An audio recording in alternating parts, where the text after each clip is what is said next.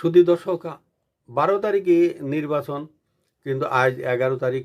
এই 12 তারিখের আশঙ্কায় মানুষ এখন উদ্গ্রীব।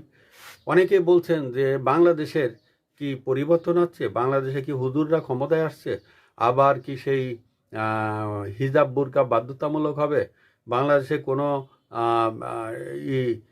সেই দুর্রা ব্যবস্থা কার্যকর হবে আফগানিস্তান ইরানের মতন, বাংলাদেশে কি সমস্ত সংস্কৃতিগুলো ধ্বংস হয়ে যাবে, এবং স্কুল কলেজে যে গানের চর্চা ছিল, স্কুল কলেজে সংস্কৃতি হতো, সেই সংস্কৃতি অনুষ্ঠানগুলো কি বন্ধ হয়ে যাবে। একজন আমাকে জিজ্ঞেস করছে আমাদের বাংলাদেশে নাকি হুজুররা ক্ষমতায় আসছে এবং তারা নাকি অনেক ধরনের নিয়মকানুন করবে, যেগুলোতে বাংলাদেশের মেয়েরা, সংস্কৃত ব্যক্তিত্বরা এগুলোর একটা কঠিন অবস্থা হয়ে দাঁড়াবে, এবং কারোর মত প্রকাশের নাকি কোনো স্বাধীনতা থাকবে না। এবং সোজা কথা, বাংলাদেশ একটা প্রাগ ঐতিহাসিক যুগে পদার্পণ করার হয়তো চিন্তাভাবনা করছে।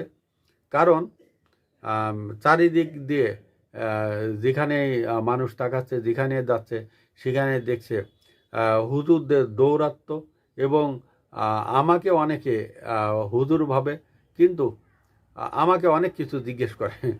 আমাকে একটা মেয়ে জিজ্ঞেস করছে যে আমি তো একটু মাঝে মধ্যে এই সংস্কৃতির দিকে বিভিন্ন অনুষ্ঠান করে, আমি কি এটা করতে পারবো?